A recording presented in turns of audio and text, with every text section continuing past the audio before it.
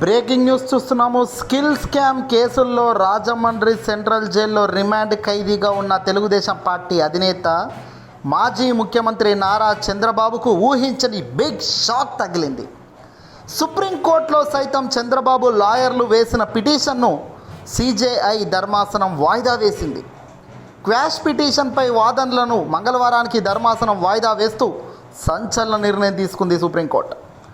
మంగళవారం ఏదో ఒక బెంచ్ ఈ పిటిషన్పై విచారిస్తుందని చీఫ్ జస్టిస్ చంద్రచూడ్ స్పష్టం చేశారు.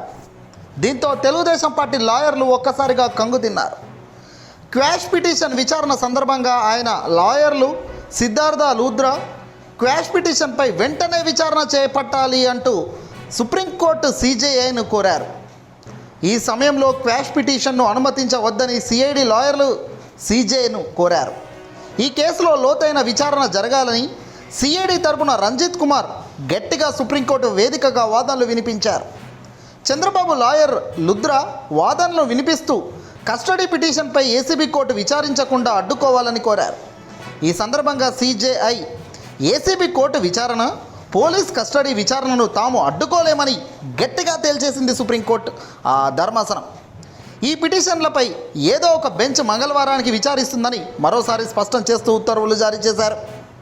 ఇక అంతకుముందు చంద్రబాబు సుప్రీంకోర్టులో కీలక పరిణామాలు కూడా చోటు చేసుకుంది. చీఫ్ జస్టిస్ చంద్రచూడ్ ఈ కేసు వాదనకు ముందు అసలు మీకేం కావాలి అంటూ చంద్రబాబు లాయర్పై నేరుగా ప్రశ్నల వర్షం కురిపించారు సిజేఐ జస్టిస్ చంద్రచూడ్ గారు. దీనికి లూథ్రా చంద్రబాబు స్పెషల్ లీవ్ పిటిషన్పై విచారణ జరపాలి అంటూ లూథ్రా సమాధానం ఇచ్చారు. దీంతో సిజేఐ చీఫ్ జస్టిస్ చంద్రచూడ్ గారు మరోసారి చంద్రబాబుకు రిలీఫ్ కావాలంటే బెయిల్ కోసం దరఖాస్తు చేసుకోండి అని చెప్పారు. దీంతో సిద్ధార్థ లూథ్రా ఎఫ్ఐఆర్లో పేరు కూడా లేకుండా అరెస్టు చేశారు. సెక్షన్ 17A సెక్షన్ ప్రకారం గవర్నర్ అనుమతి తీసుకోలేదు, కనీసం సిఐడికి కస్టడీ ఇవ్వకుండా ఆదేశాలు ఇవ్వండి అంటూ సిద్ధార్థ లూథ్రా చంద్రబాబు తరపున చాలా కష్టపడ్డారు మాట్లాడు. దీంతో చంద్రచూడ్ గారు అక్టోబర్ 3న ఈ కేసును ఏదో ఒక బెంచ్ కేటాయిస్తామని, ఏసీబీ కోర్టు విచారణ జరుపుతున్న ఇలాంటి సమయంలో మేము దర్యాప్తును అడ్డుకోలేమంటూ సుప్రీంకోర్టు ధర్మాసనం తేల్చేసింది. చంద్రబాబు నాయుడిని పోలీస్ కస్టడీ ఇవ్వొద్దని ఆదేశాలను ఈ సమయంలో మేము ఇవ్వలేం. ఈ కేసును అక్టోబర్ 3, 2023 మంగళవారానికి వాయిదా వేస్తున్నామంటూ ఎట్టకేలకు చంద్రబాబుకు పిడిగుద్దులు గుద్దినట్టుగా సమాధానం వచ్చింది సుప్రీంకోర్టు వేదికగా. సుప్రీంకోర్టులో అసలు సిఐడి వాదనలు ఎలా జరిపిందో ఒక్కసారి చూద్దాం. ఆంధ్రప్రదేశ్ ప్రభుత్వం తరపున లాయర్ రంజిత్ కుమార్ వాదనలు వినిపించారు సుప్రీంకోర్టులో.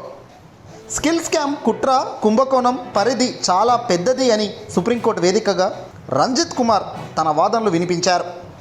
3,300 కోట్ల ప్రాజెక్ట్ అని చెప్పుకొచ్చారు. 90% గ్రాంట్ కింద సిమెంట్స్ ఇస్తుందని కూడా దీంట్లో పేర్కొన్నట్టుగా ఆయన వివరించారు. ప్రభుత్వం కేవలం 10% పెడితే చాలంటూ నిధులు విడుదల చేశారు. ఇక్కడ కథ మలుపు తిరిగింది మొత్తం ఇక్కడే. 90% సిమెంట్స్ కంపెనీ నుంచి రావాల్సిన వాటా పూర్తిగా మాయమైపోయింది. కేవలం ప్రభుత్వం నుంచి మాత్రమే 10% నిధులు మాత్రమే విడుదలై ముందుకెళ్లాయి. సెక్షన్ 17A చట్టం సవరణ కంటే ముందే ఈ నేరం జరిగిందని క్లియర్ పాయింట్ చెప్పుకొచ్చారు రంజిత్ కుమార్. ఏదైతే సిద్ధార్థ లూథ్రా సెక్షన్ 17A ప్రకారం గవర్నర్ అనుమతి కోరాలి, గవర్నర్ గారి అనుమతి తీసుకోలేదు అని ఏ సెక్షన్ ప్రకారం అయితే చెబుతున్నారో అక్కడ చంద్రబాబు లాయర్ లూథ్రా, దానికి సమాధానంగా సెక్షన్ 17A చట్టం సవరణ కంటే ముందే ఈ నేరం జరిగింది కాబట్టి అది అప్లికేబుల్ కాదని క్లియర్ కట్గా సుప్రీంకోర్టు ముందు వాదనలు వినిపించారు రంజిత్. ప్రస్తుత పరిస్థితుల్లో దర్యాప్తునకు సజావుగా సాగనివ్వాలి, ఇంకా రావాల్సిన నిజాలు బయటకు వస్తాయి. చీఫ్ జస్టిస్ చంద్రచూడ్కు చేస్తున్నాను అని కూడా ఈ సందర్భంగా ప్రభుత్వ తరపున లాయర్ రంజిత్ అన్నారు.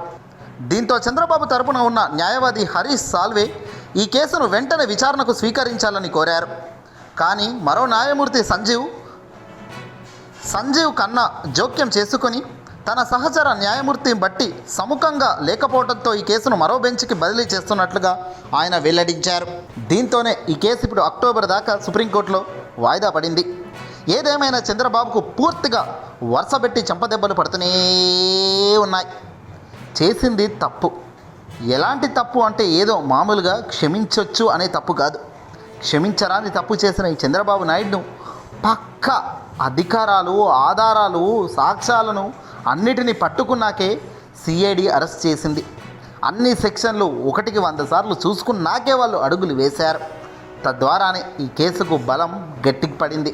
లేదంటే ఇంతటి ప్రాముఖ్యత ఉన్న చంద్రబాబు నాయుడు తప్పించుకోవడం చాలా సులువే. అందుకే కాబోలు వీళ్ళు అన్నీ 1కి 2 సార్లు చెక్ చేసుకున్న తర్వాతే ముందుకు వెళ్ళారు. ఇక రేపటి నుంచి అక్టోబర్ 2 వరకు సుప్రీంకోర్టులో సెలవులు ఉన్నాయి. ఈ నేపథ్యంలో మంగళవారం సుప్రీంకోర్టులో చంద్రబాబు క్వాష్ పిటిషన్పై విచారణ జరుగుతోంది. ఏదేమైనప్పటికీ చూద్దాం కాలం చంద్రబాబుకు ఎంతవరకు ఉపయోగపడుతుందో మరి.